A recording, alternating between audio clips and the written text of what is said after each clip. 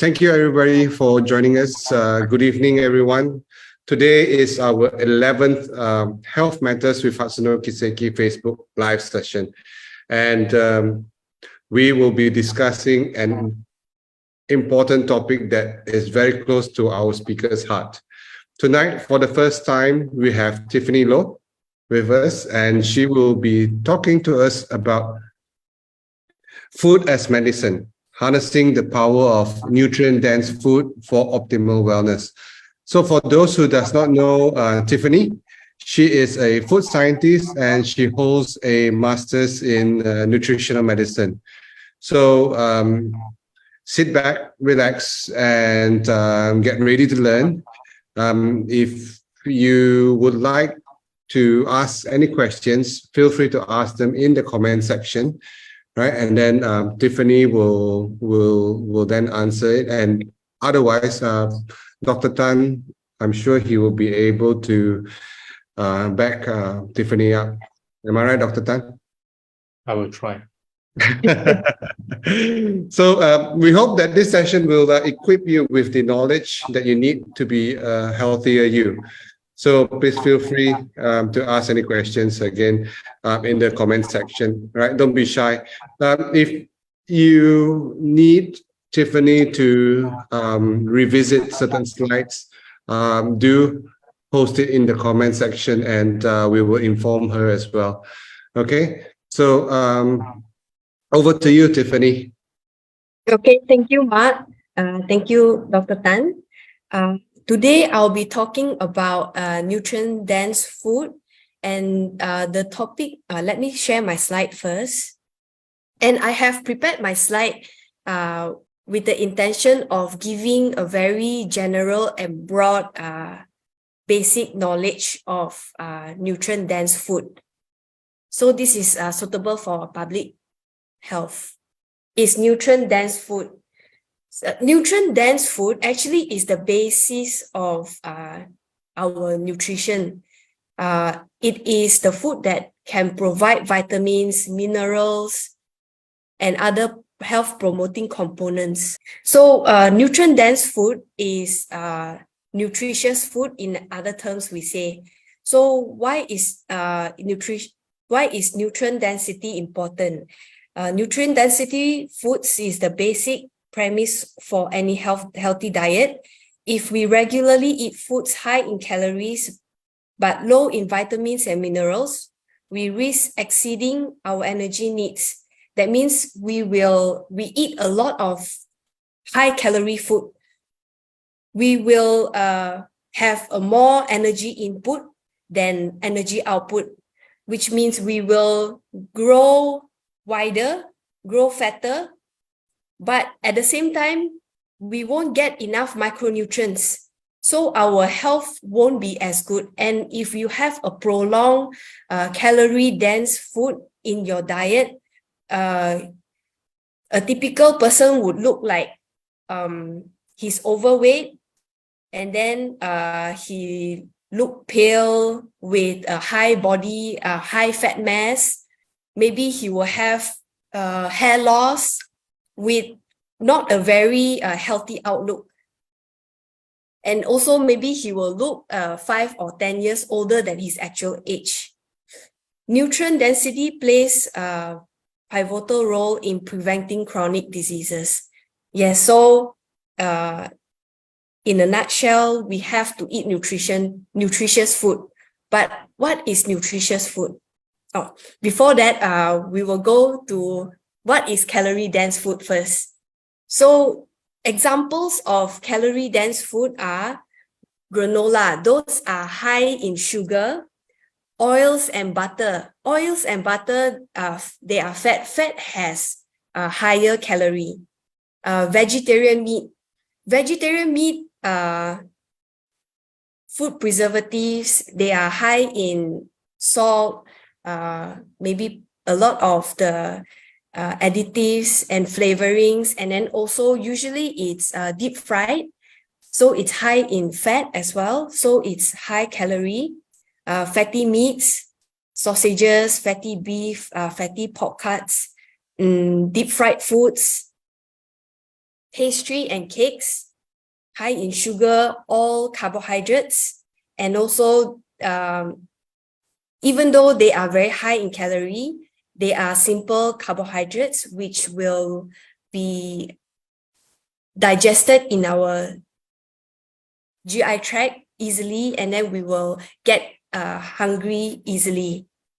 Same as candies, it will also shoot up our blood glucose levels. Chips, which is basically carbohydrates, high salt content, high fat content, sugary drinks, high sugar content, milkshakes, smoothies. Okay, so for smoothies, a lot of people, they think that smoothies, they are nutritious because they are raw fruits, vegetables, they are fresh. Actually, if you look at smoothies that is high in fruits, maybe blended watermelon with blended orange and apples without the pulp, or even with pulp, it will spike your blood sugar level very high. And then when it drops down, you will feel really tired. And then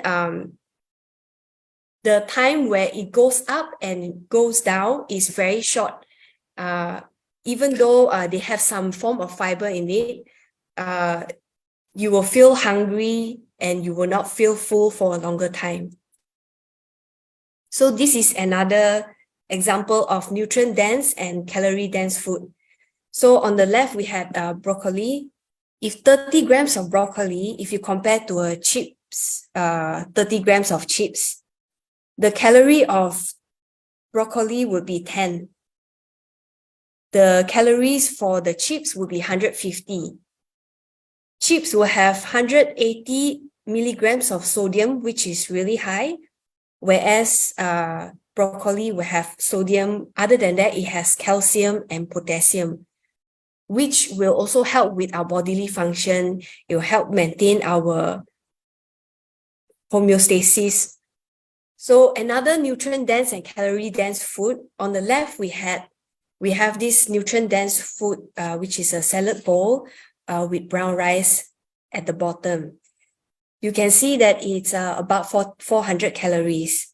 On the right, char kway teow. One plate of char kway teow, average, it is 700 calories. As a female of maybe 30 years old with 50 kilo or 55 kilograms, you need about 1,500 calories a day. So if you eat 2 plates of char kway teow, that is already up. And then if you drink like 1 glass of Milo, you will have a weight. If you eat that for a prolonged time, your weight will grow more than 50 kilo or 55 kilo.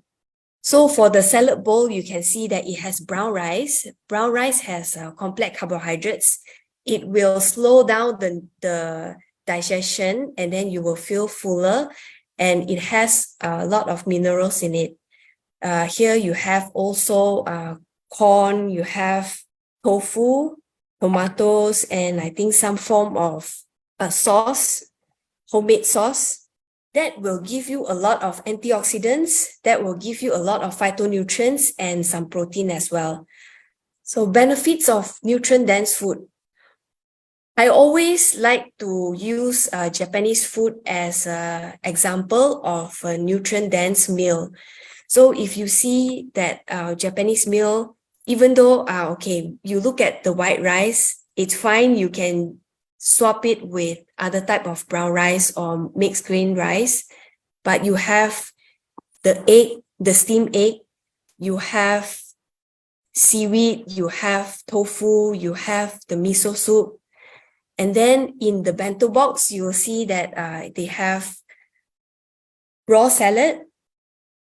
You have a big piece of fish, which is protein. You have this one, hotate, scallop. You have mushroom in it. You have edamame, which is high in protein as well. And then I'm not sure what is, I think something pickled in the middle. So this is an example of nutrient-dense food. It has not only 3 types of ingredients, but it has multiple types. In here, you can easily see at least 10 ingredients to make up of this meal. If you want to count the rice, is more than 10. So when you eat when you eat this type of food, you will eat lesser calories. Your body will absorb more vitamins and minerals. And this type of food, usually it is high in fiber. You will have better quality of oil because there is lesser deep fried foods. You will have some sort of protein in your meal, and it is a complete nutrient-dense meal. So you will also feel different after taking nutrient-dense food. After you take a nutritious food like this, you will feel fuller for longer. One thing we need to note that we do not need a lot of snacks between our meals. The concept of, oh, I need to take afternoon snacks, I need to take morning snacks. This is actually excessive, and it's a bad habit that we should be mindful of. If we feel hungry in between meals, we should look at what we have before that time. Like, for example, if you're hungry before your lunch, you have to look at what I had during my breakfast, and you have to analyze whether it is a high sugary food or it is food that is simple carbohydrates that can spike up your blood glucose, or it is or it is just simply not enough for you. The same for lunch and the same for dinner. We do not need supper. We do not need afternoon tea time. We do not need breakfast. So when we take nutritious food, we will have good digestion. Our digestive tract, we need vitamin C, we need zinc. This is a basic precursor to build our gastric acid. So if we do not have enough vitamin C, we do not have zinc, we do not have iron, we will not have enough gastric juice to digest our food. When we do not have enough gastric juice to digest our food, we would feel bloated. We would feel like, oh, we had enough. I'm already full. I do not want to take more. And then after that, you will feel like you want to have snacks, or you will have gastric. You don't have enough gastric juice. When you don't have enough gastric juice, the 3 to 4 hours of the digestion in your stomach will be not enough for your digestive juice to decrease your food into smaller molecules to be digested in your smaller intestine and your colon. So when you have a nutrient-dense meal, you will not have afternoon slump. Also, you do not need to have afternoon snacks. And if you have a nutrient-dense food, majority of your life, you will have great health. So this is an example of my plate. This is a very typical and very basic guide that you can learn, you can keep in mind of how your plate should look like and how the food should look like, the portion of the food. Okay, so if you look at the plate, half of your plate should be vegetables. It can be cooked vegetables or raw vegetables, or better, it can contain both cooked and raw. Starch, it can be, here it has pasta, you can have rice, you can have couscous, you can have quinoa, or even if you have bread is fine. The other quarter of your plate can be filled with protein. Or you can measure the protein by using your palm. So every individual will have different palm size, and this is roughly the palm size protein you have to have every meal. So these are a very, I should say, Malaysian nutrient-dense meal looks like.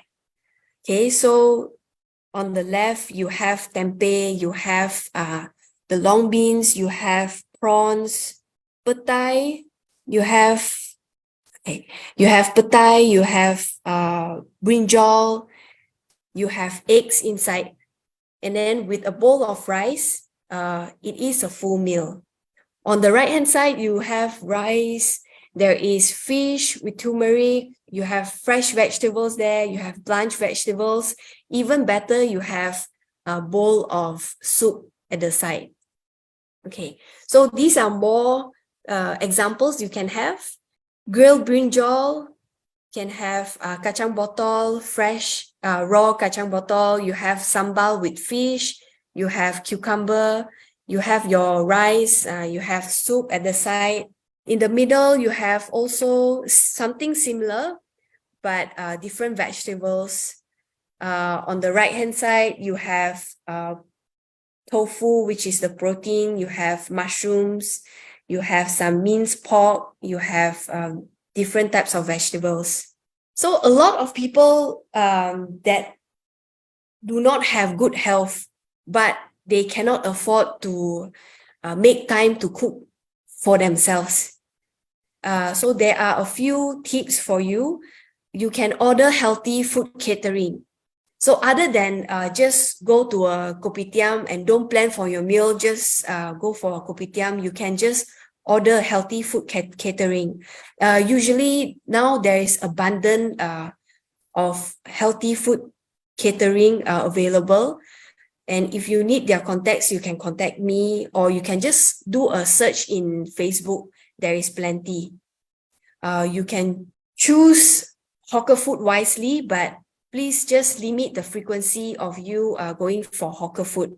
The best hawker food you can have is economy rice. If they have brown rice, then it's great. You know, you can have brown rice, and then you choose the portion of my healthy plate. Half of it is vegetables. Choose at least 2 vegetables, and then choose protein. And if you want to have noodles, you have noodles, you can add vegetables. You can ask them to add more vegetables for you, or even if you have, you see there's an economy rice stall next, you can just order some vegetables from the economy rice to eat with your noodles.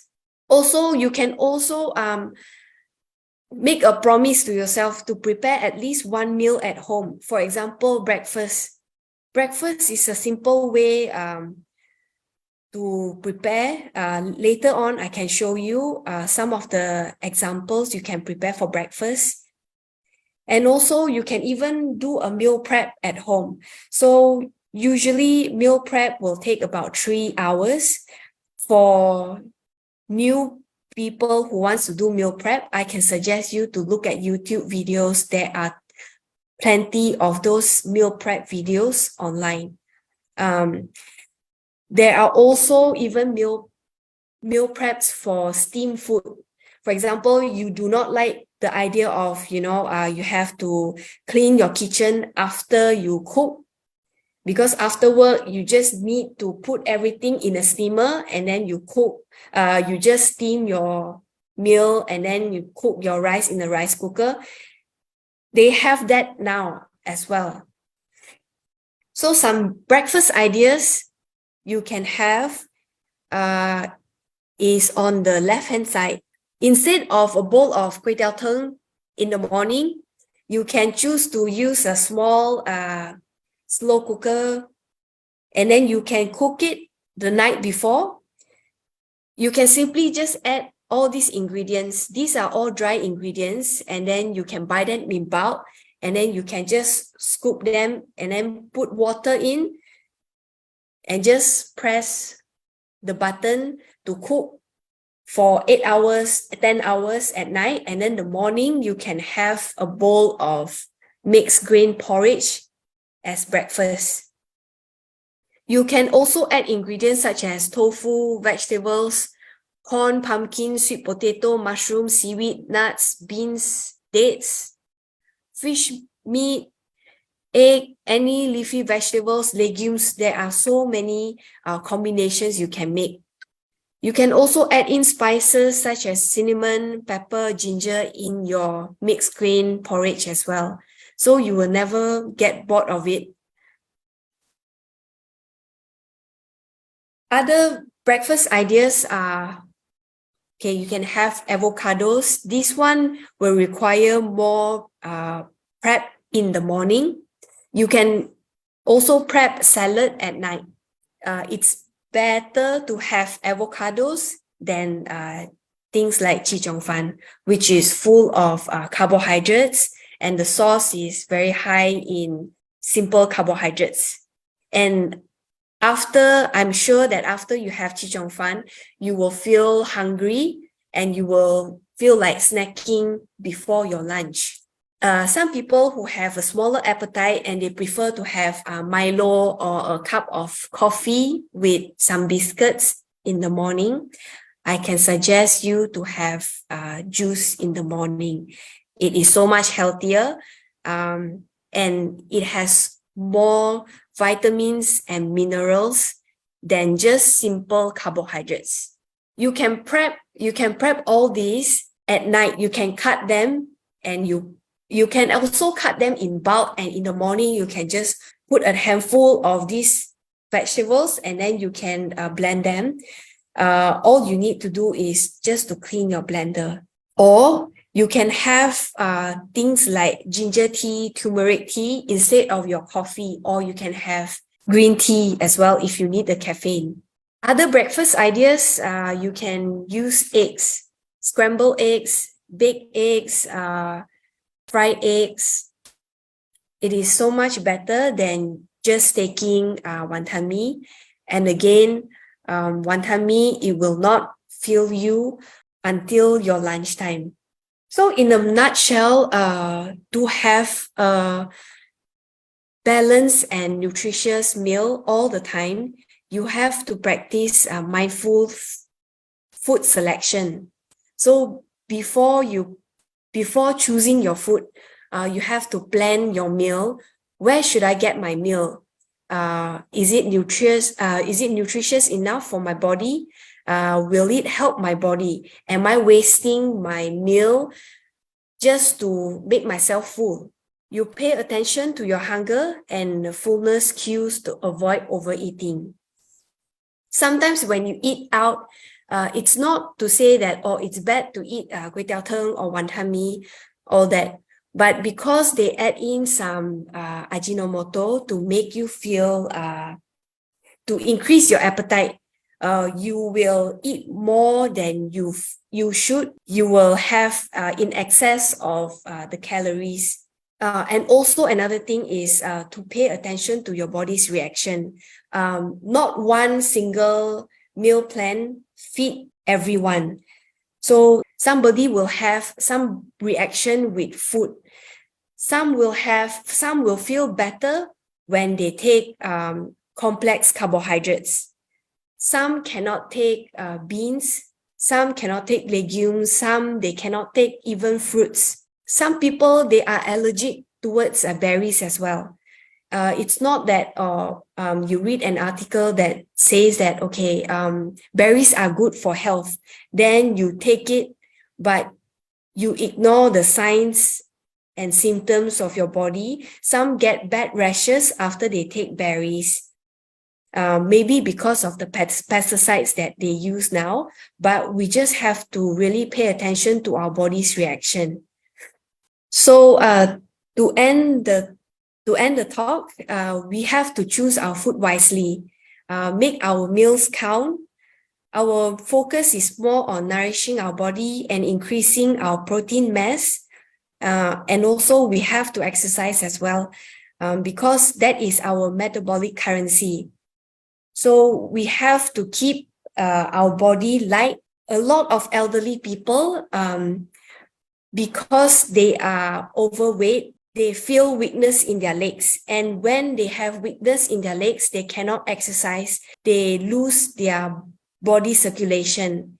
And because of the losing of the body circulation, our body is unable to carry blood and nutrients and oxygen to all our cells. And that's when sometimes cancer will start to emerge. And also having a nutritious meal will keep our hormones balanced and our bodily functions well maintained. Okay, thank you so much. Okay, thank you, Tiffany. Thank you for sharing the. Well done, Tiffany. I mean, I just came in on the last portion, but you hit the nail exactly. All Hi, Dr. people, if they Siva. don't, hello, if they, I mean, I'm still a bit jet lag after my trip to Korea, so I'm half awake, half asleep, but still I got the right point. Thank you, Dr. Siva, for coming in. Because what I see with all my old age clients is, it's as you rightly mentioned, they are losing the muscle mass, and if they lose muscle mass when they are aged, then they end up in a fall, and that once they lose muscle mass, most likely they will lose the bone mass as well, and one fall makes them fatal. I asked my nurse who are the largest number of patients she attend to in a ward. She said majority of them are elderly. And I asked her what's the reason they are in hospital. It's the fall. Yeah, so you're Yes, perfectly exactly. right. Eating the right food to the energy currency for muscles is the most important. Thank you for pointing it out. Thank you, Dr. Siva. Right. Also, there are studies that have shown that after a meal, whether it's a light meal or a heavy meal, if the person goes for a brisk walk, or just stroll around the office or at home for just 5 minutes, it manages the glucose spike in the body as well. And then that is how you manage your afternoon slump, actually, because sometimes you get the afternoon slump is when you finish eating a full meal, and you straight away go to the office, you sit down, look at your phone, check your Instagram and all that. So that is very unhealthy. So my advice is, after every meal, try to walk at least 5 minutes. Am I right to say that, Dr. Siva and Tiffany? Yes. A walk straight after meal will really decrease your blood glucose gradually, so that it won't give you the sharp decrease where as soon as you have the decrease, then you feel the urge to snack again, which is very bad habit. Yes, you are right, Mark. After every meal is good to walk, and especially after dinner, one of the most important thing. And also, if you've been to an Ethiopian restaurant, after you eat a meal, they will serve you cinnamon tea, because after we eat, especially carbs, our sugar will spike. Cinnamon will manage it, and they are the only community I know they found the right thing. So after a meal, it's also good to have a cinnamon drink to reduce the blood sugar. And plus, of course, walking the most important. Yes, that's actually a very good tip, Dr. Siva. Yeah, especially for those who does not have the luxury of walking after a meal, because probably they're working in a factory, in a production line or something like that. So yes. I guess have cinnamon tea prepared would be very, very good. Yeah, thank you so much for that tip, Dr. I tested it. I tested it by drinking boiled cinnamon with ginger and cloves. My God, my sugar almost plummeted. I entered hypo immediately. No, okay. Hypo. Yeah, hypo. Yeah, I don't have much reserves in my body. It means since you both know me. So after a meal, I took some to experiment it, and that's why I realized Ethiopians got it right. Okay. So we have a question from KCEO. Liquid nutrition, is it just as effective? Because elderly, usually don't have a good appetite nor able to eat in bulk. So it's open to any one of you. Yes. So liquid nutrition, I can think of a few types of liquid nutrition in the market. There are liquid nutrition that claims to have, claims to have a lot of calcium and all that. But when I look at their label and their ingredients, the first one or two ingredient is sugar or some type of sugar. So it is a good concept that if you don't have appetite, but you can take additional supplements to increase your nutrition, but be aware of which type of products you're taking. Always turn to the label and read it before you purchase. Also, for another thing to note that when a person has low appetite, means that they are low in zinc and low in vitamin C and iron. These are the nutrients that make your gastric juice. So when you have gastric juice, it will invoke the hunger, or it will gives you the appetite to eat. Or you can just simply do things like simple cooking. Cooking stimulates, when you cook, there is some smell. It stimulates your sense of smell. And then when you smell it, your brain will start to stimulate also your salivary gland and also your gastric juices out. And that will also help with increasing your appetite. Yeah. You look at our body design, Tiffany, how God created. He created eyes on top. So the moment we see a nice food, our mouth starts to water.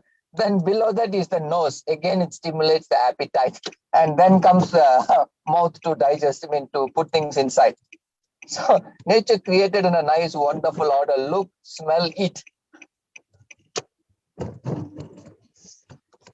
Yes, also I want to add just now about the for diabetic patient to reduce the glucose spike. So a lot of our clients that take Kiseki Galan, we always encourage them to take Kiseki Galan just before food.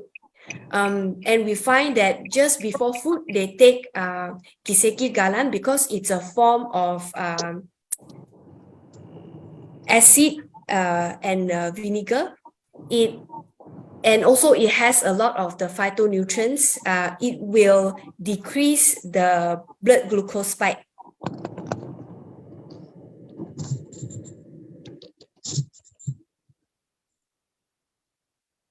Yeah, that's right. It also got moringa inside, which is also anti-diabetic. Yes, that as well. So for all my diabetic patients, Gallant. All my normal healthy people, Vital.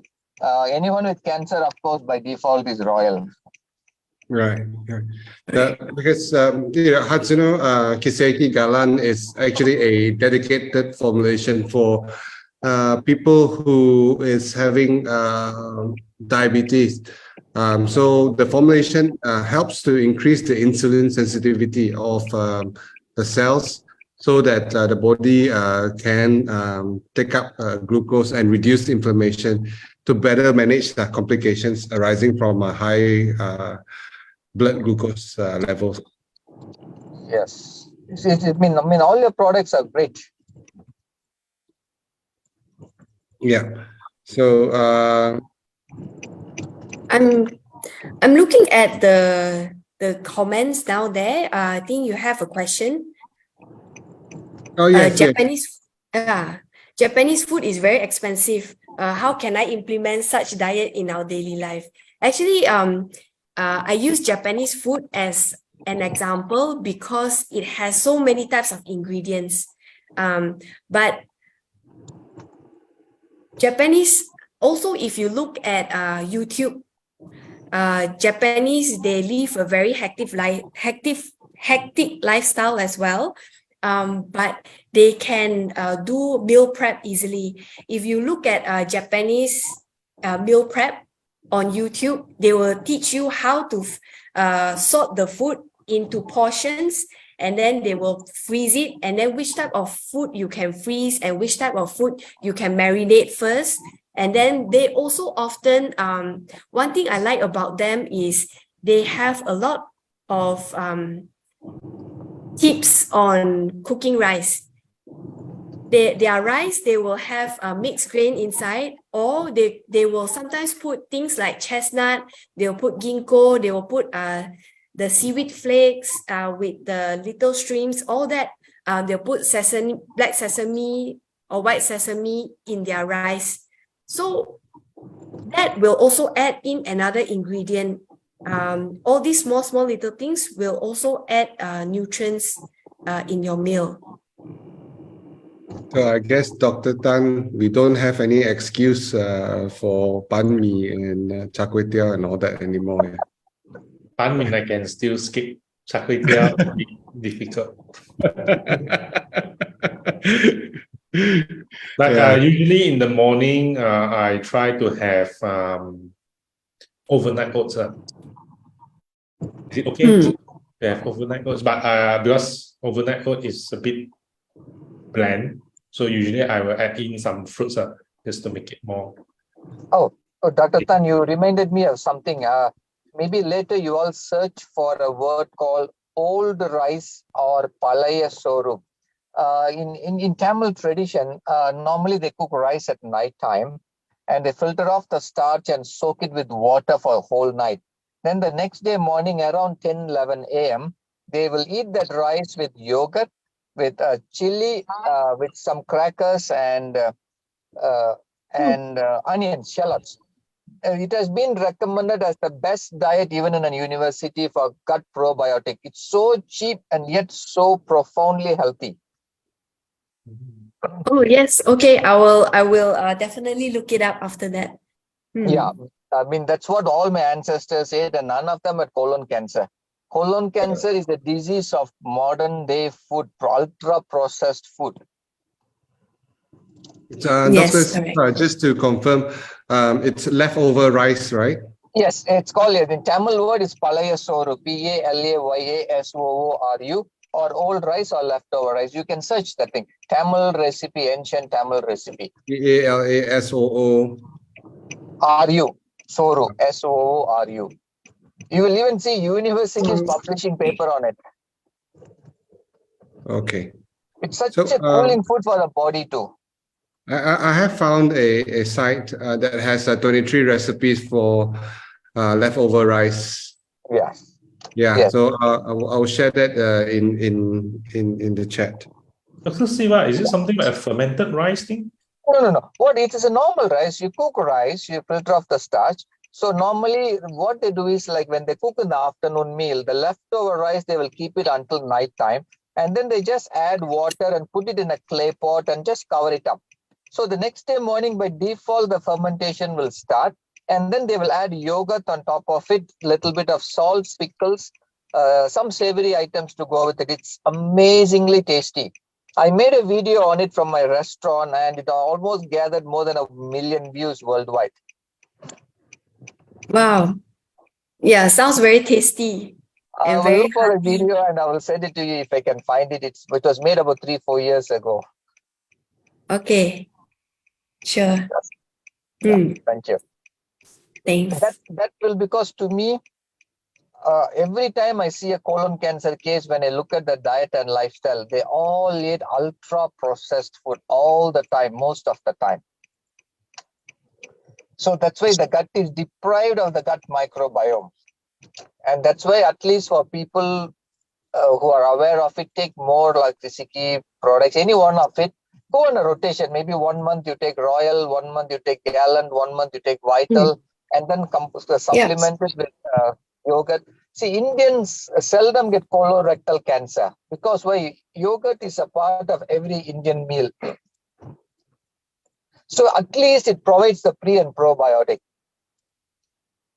Yeah, that's true. Yes. Mm. Yeah, but the present day yogurt, it's all made from milk powders. It's not from the real fresh full cream milk as what we ate when we were young. So that powder milk yogurt is as good as not a good thing. Rather, as what Tiffany mentioned, everything go from scratch and fresh and make it.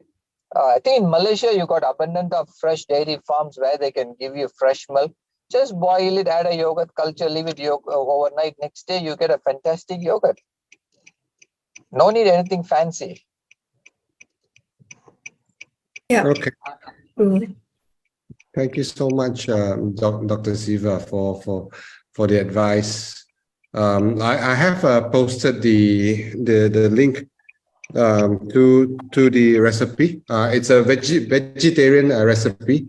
Yes. So there's 23 types of recipes in there. So I have Mr. Kelvin Ang. His question is, what's the science behind to soak nuts more than 6 hours or overnight? Why can't it cook all other ingredients at once? So, soaked nuts, we call it the activated nuts. So when you soak nuts for a prolonged time, it will release the enzyme that is easily for us to digest. So some people, they get bloating. Some people, most people, they get bloating when they eat nuts or seeds and legumes because they did not activate them. So by soaking, you will, I can't remember what was the phytic acid. It's called phytic acid. Phytic acid, yes. Yes. So it You will release help the phytic acid. Yeah. Then there are also lectins in the food which our stomach can't digest in a natural form. That's why soaking, fermenting helps to break it down naturally. So it eases the burden on our stomach. Yes. Yeah. So activated nuts is the best. Because you see, seed is supposed to last millions of years. If you look at some recent discoveries, they even found seeds in an Egyptian pyramid. So they're all for a few thousand years old. And yet when they planted it, it sprouted. So what kept it from preventing decay is actually in nature itself designed in a way, it got a natural compound in it which will help it to preserve it for a long time. But once we sprout it, it's ready to eat. So that's why sprouted food is very, very good for our tummy than eating seeds raw. Right. Okay. Excellent. Any more questions from the audience? So, for those that if you have questions later on, you can still ask in the comment section, and we will reply to you as soon as we can. If you have any topics that you would like us to discuss, or if you love this topic, we can do this on the next session as well. On nutrition, what kind of foods, what to avoid and things like that. I do not know nutrition. I will leave to Tiffany and Dr. Siva. We should talk something on fermented foods. The topic alone is fermented foods, and we should introduce from various cultures what are all the fermented foods available and their benefits. Yeah, we can definitely do that. So in our next session, it would be maybe we do one thing. Tiffany and I will do a session together. We will discuss, and then we will do something on fermented foods together. Why not? Yes, okay, yes. We have one question, Dr. Siva and Tiffany, from Mr. Tan Kin Hong. I have reflux issues. Can the product help? Oh, please take Vital. As simple as that. Kiseki Vital. Yes. Yeah. Or is there any foods that we will recommend to Mr. Tan as well? Avoid spicy foods. Avoid staying on empty stomach for too long. The moment you are hungry, eat something, and don't eat acidic things and less spicy things. In fact, avoid spice for a while. And then immediately after eating a meal, do not drink water or any drinks. All this will help to manage. Also, you can eat or drink some aloe vera juice before you start your meal, maybe 15-20 minutes. The aloe vera soothes your stomach wall. So you can try all this. It is a journey. Try one by one and let us know how you feel, and we can recommend you more things along the way.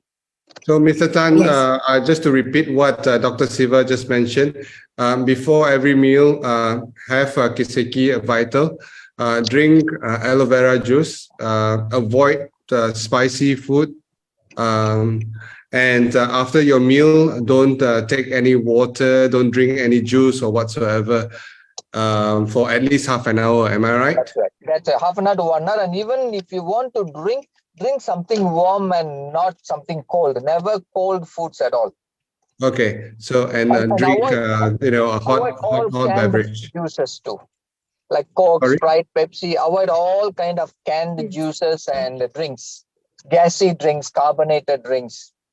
We have another question from KCO. Is acid reflux associated with stress? Oh yes, it can be. It can be, definitely. Okay, so Mr. Yeo and Mr. Tan, I hope we have answered your question. Mr. Kelvin Ang, so you should activate your nuts overnight, at least for 6 hours, right? So our next session would be, will be in 2 weeks' time. If you all like our session and you prefer us to do it weekly, we can try to accommodate, try to arrange with more speakers as well. And Dr. Lim will be discussing on our next session. He'll be talking about antioxidants in Hatsuno Kiseki products and why it's important to all of us. Right, so any more questions? If not, I'd like to thank Tiffany for the great presentation. And, if you all have any more questions, can still continue to ask. We will reply, offline. If you have not subscribed in our YouTube or our Facebook page, please subscribe, please like our page. It will help us a lot. So it will be really awesome. So thank you so much, everybody, for joining us. Thank you, Dr. Tan. Thank you, Tiffany. Thank you, Dr. Siva. You're welcome. Take care, everyone.